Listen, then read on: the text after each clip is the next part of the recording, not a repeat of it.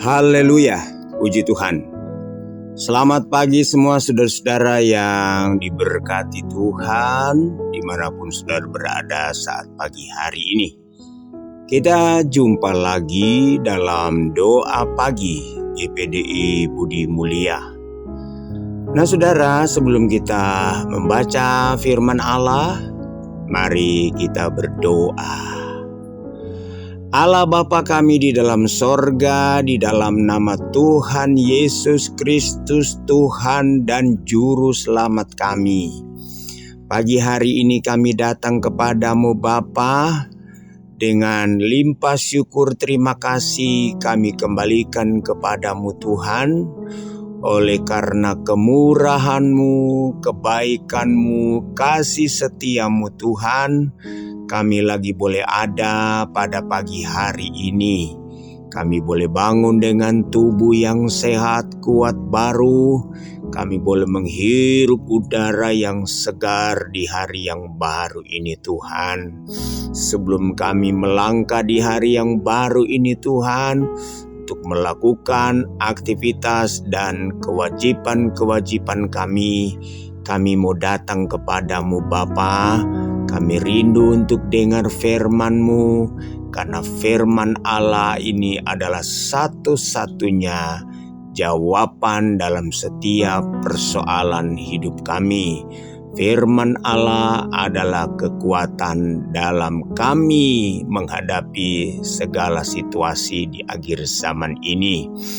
Tuhan berfirmanlah bagi kami semua, urapi kami semua, urapi hamba-Mu Bapa.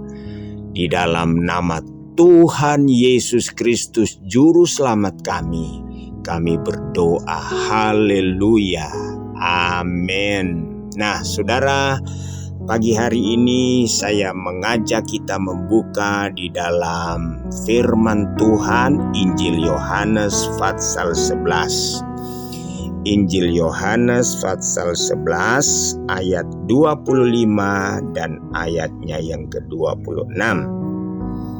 Injil Yohanes pasal 11 ayat 25 dan ayat 26. Demikian bunyi firman Tuhan. Jawab Yesus, "Akulah kebangkitan dan hidup. Barang siapa percaya kepadaku, ia hidup walaupun ia sudah mati.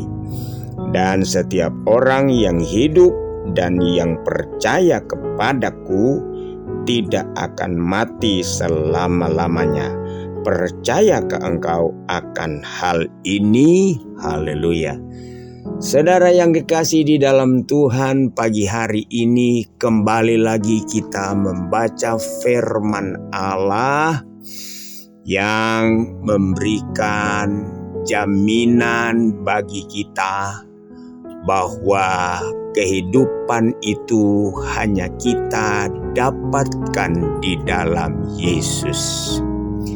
Saudara, kisah ini tentu tidak asing lagi bagi kita, karena kisah ini adalah kisah bagaimana Yesus membangkitkan Lazarus yang sudah 4 hari mati, bahkan telah dikuburkan. Saudara yang kekasih di dalam Tuhan, ketika Yesus berjumpa dengan saudara-saudara daripada Lazarus, terutama Marta dan Maria, saudara, keluarga ini adalah keluarga yang sangat dekat sekali dengan Yesus. Bahkan mereka pernah mengundang Yesus, dan Yesus datang dalam rumah mereka dan dijamu oleh keluarga ini. Jadi begitu dekat dan akrab mereka dengan Yesus. Nah, ketika Lazarus mati, sebenarnya ketika Lazarus masih sedang sakit, orang-orang telah pergi memberitahukan kepada Yesus bahwa Lazarus sedang sakit. Dan Yesus tahu hal itu. Namun Yesus sengaja berlambat-lambat, dia tidak segera datang. Ya, karena dia katakan penyakit itu akan memuliakan nama Tuhan. Dan saudara-saudara, ketika Yesus tiba, ternyata Lazarus telah dikuburkan. Waktu Yesus berjumpa dengan Maria dan Marta, maka Yesus katakan, "Aku adalah kebangkitan dan hidup. Barang siapa percaya kepadaku, walaupun dia sudah mati, dia akan hidup." Nah, saudara-saudara, Marta dan Maria percaya bahwa dia adalah kebangkitan dan hidup. Tetapi kepercayaan mereka tentang kebangkitan adalah kebangkitan massal, kebangkitan pada waktu kedatangan Tuhan. Yesus berbicara kepada mereka bahwa Lazarus akan dibangkitkan pada saat itu.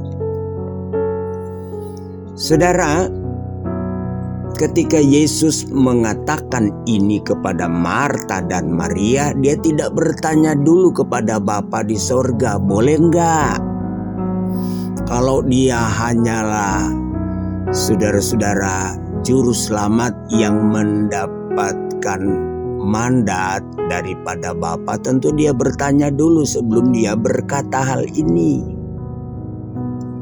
Tetapi saudara-saudara, itulah bukti bahwa Yesus itu adalah Tuhan, Yesus itu adalah juru selamat, Yesus itu adalah kebangkitan, Yesus itu adalah Allah yang ajaib. Ya, hari-hari ini saudara, ada banyak orang bahkan viral di mana tidak mengakui ketuhanan Yesus, kealahan Yesus.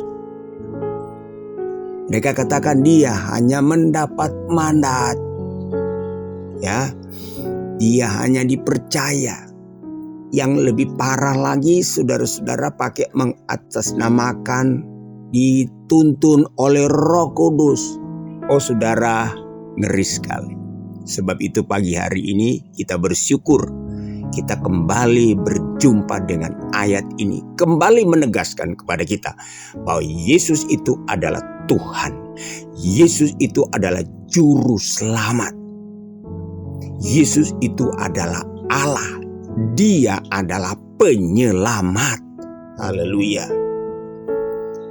Coba saudara kita baca ayat-ayat firman Allah pada pagi hari ini. Pertama, saudara kita baca di dalam 1 Korintus pasalnya yang ke-8. 1 Korintus 8 ayat 6. Ayat-ayat yang mendukung, yang menegaskan bahwa Yesus itu adalah Tuhan, Yesus itu adalah juru selamat. 1 Korintus 8 ayatnya yang ke-6. Namun bagi kita hanya ada satu Allah saja, yaitu Bapa, yang daripadanya berasal segala sesuatu dan yang untuk Dia kita hidup. Dan satu Tuhan saja, yaitu Yesus Kristus, yang olehnya segala sesuatu telah dijadikan dan yang karena Dia kita hidup. Segala sesuatu telah dijadikan oleh Dia. Siapa? Yesus. Ya. Kita baca lagi saudara-saudara dalam 1 Korintus pasal 12 ayat 3.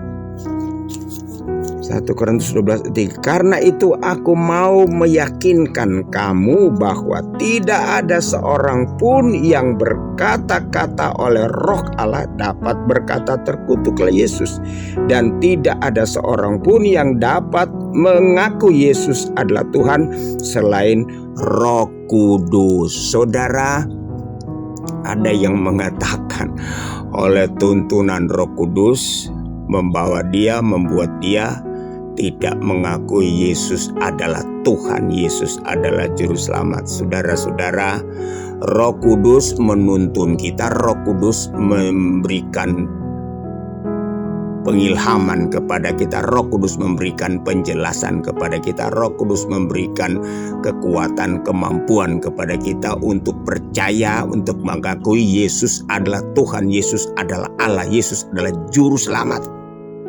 Haleluya, Dia adalah pencipta.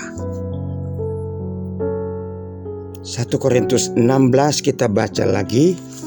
Kita banyak-banyak baca ayat pagi hari. 1 Korintus 16 ayat 23. Kasih karunia Tuhan Yesus menyertai kamu. Kasih karunia Tuhan Yesus menyertai kamu. Ya. Kasih karunia Tuhan Yesus menyertai. Dia punya kekuasaan, dia punya kedaulatan dalam memberikan kasih karunia kepada kita.